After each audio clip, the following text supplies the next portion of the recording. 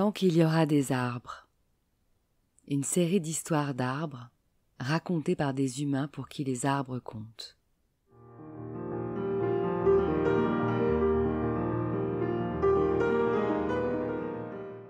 Un patchwork de voyages en enfance ou dans le monde qui justifie qu'au-delà de leurs bienfaits naturels scientifiquement prouvés, les arbres sont nos complices de vie et doivent rester les témoins de nos existences.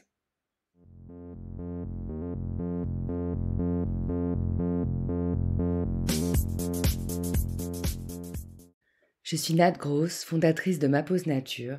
Je guide des bains de forêt et des ateliers végétaux créatifs. J'aime fédérer autour de mes passions et créer du lien.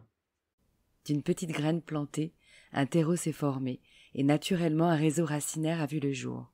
Un arbre de parole et d'écoute est né et pour nourrir mon arbre, j'ai récolté des vocaux. Encore et encore.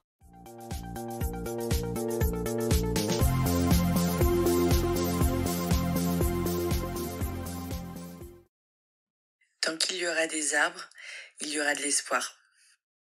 Je suis Maïua, je suis née en 1977 à Paris, où je vis encore, et je réalise des films et je suis en train d'écrire un livre. J'ai fait la connaissance de Maïua il y a 10 ans, quand j'étais en mission de gérer le bon déroulement de la première vente physique de la boutique Cézanne, où par le biais de son blog Super by Timai, elle était venue vendre des cosmétos reçus en cadeau, au profit d'une association de femmes en détresse. Et j'avais trouvé ça super chouette de sa part, alors que beaucoup de journalistes les vendent en cachette pour leurs pommes. Les rivières, son récit documentaire sur sa lignée de femmes et les enjeux transgénérationnels de la mémoire familiale, reste un souvenir de Noël partagé avec ma fille, hyper fort. Ta mini-mémé est toujours dans nos cœurs, Maï. Je recommande aussi son film Make Me a Man, sur les masculinités vulnérables, réalisé avec son compagnon Jerry Hyde, psychiatre british. J'aime les gens qui font bouger les codes. À la vue des photos de leur retraite en nature britannique ou au Népal, j'ai compris qu'elle entretenait forcément un lien particulier avec les arbres. Et après avoir vu récemment Yoshino, Art of Forestry, le poème docu qu'elle vient de réaliser, je ne m'étais clairement pas trompée. Pour l'anecdote, Maï est la seconde personne que j'ai sollicitée quand j'écrivais mon projet. Je n'avais pas besoin d'une validation mais d'un encouragement. Comme elle a dit oui direct, ce fut mon deuxième green light qui me disait « Vas-y, t'as rien à perdre ». J'ai grandi en ville, dans une tour de maison Alfort. Et en fait, vers l'âge de 5 ans, je pense, j'ai été invitée par ma cousine à venir la rejoindre en vacances chez sa belle famille, qui était une famille d'agriculteurs landais. Et je suis donc arrivée dans cette grande ferme qui avait 2 basses-cours, où il y avait donc 2 coqs et des centaines de poules, pour vivre avec toute cette famille, avec leurs chats et leur jardin potager. Et moi, j'avais très très peur à l'époque de la nature, des petites bêtes qui montent, d'être salie, de me retrouver éclaboussée. Donc tout ce qui émergeait me faisait extrêmement peur. Et dans ce jardin potager, en fait, il y avait aussi un grand figuier, magnifique.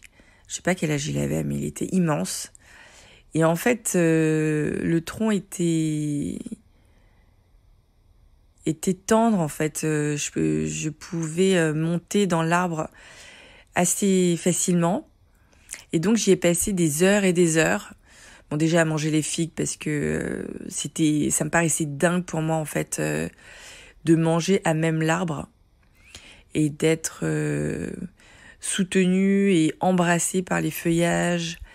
Je trouvais ça vraiment incroyable. Et donc ça a été une première expérience magnifique en fait et consciente avec la nature et les arbres. Alors bien sûr, ce figuier, en quelque sorte, il ne m'a jamais quittée. Ce que je m'en rappelle encore aujourd'hui, 40 ans plus tard. La figue est devenue un de mes fruits préférés. Je me rends compte aujourd'hui que mon parfum est un parfum à base de figues et de feuillage de figues. Mais surtout, je pense que ça a été une initiation pour moi sur l'abondance et la beauté de la nature et sur le plus grand que moi, quoi. Quelque chose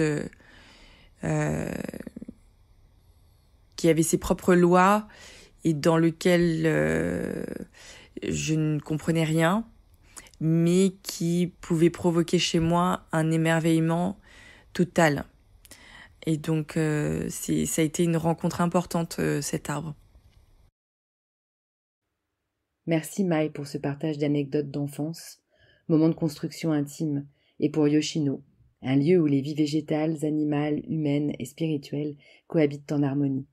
Une ode hypnotique à la nature, où générations d'arbres centenaires japonais et humains sont complices de vie, comme je m'efforce de le démontrer avec mon bain de forêt et mon podcast.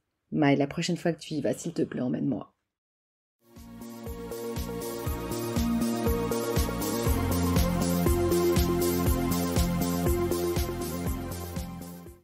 Cet arbre social continuera sa croissance tant qu'il y aura des messages pour l'enrichir et le faire vivre. Vous êtes son eau et son soleil, alors merci de l'aider à grandir en likant et partageant ce projet, car tant qu'il y aura des arbres, il y aura le passé, le présent et l'avenir. Take a breath of deep fresh air.